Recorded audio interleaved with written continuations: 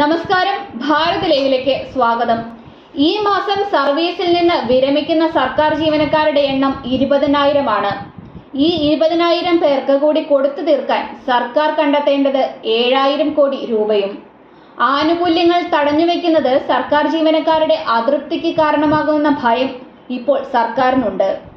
May 31-ന് 20,000-ഓളം സർക്കാർ ജീവനക്കാരാണ് സർവീസിൽ നിന്ന് വിരമിക്കുന്നത്. ഇവരുടെ ആനുകൂല്യങ്ങൾ കൊടുത്തു തീർക്കാൻ 7,000 കോടി രൂപയെങ്കിലും കണ്ടെത്തേണ്ട അവസ്ഥയിലാണ് ഇപ്പോൾ സർക്കാർ. ഇതിനൊപ്പം ശമ്പളം, പെൻഷൻ എന്നിവ കൊടുത്തു തീർക്കാനും പണം വേണം.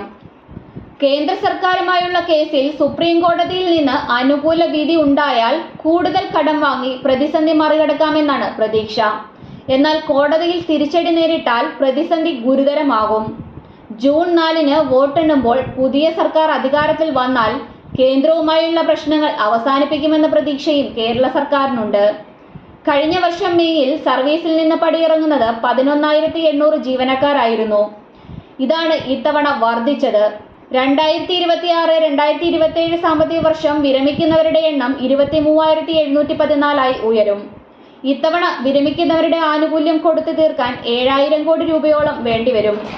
എല്ലാവർക്കും ഒറ്റത്തവണയായി കൊടുത്തു തീർക്കാനും സാധിക്കില്ല.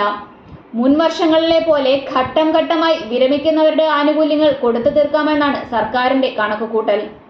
ആനുകൂല്യങ്ങൾ തടഞ്ഞുവെക്കുന്നത് സർക്കാർ ജീവനക്കാരുടെ അതൃപ്തിക്ക് കാരണമാകുമെന്ന ഭയവും സർക്കാരിനുണ്ട്. അതുകൊണ്ട് തന്നെ ഈ പണം എത്രയും വേഗം കൊടുത്തു തീർക്കേണ്ടത് ആവശ്യവുമാണ്.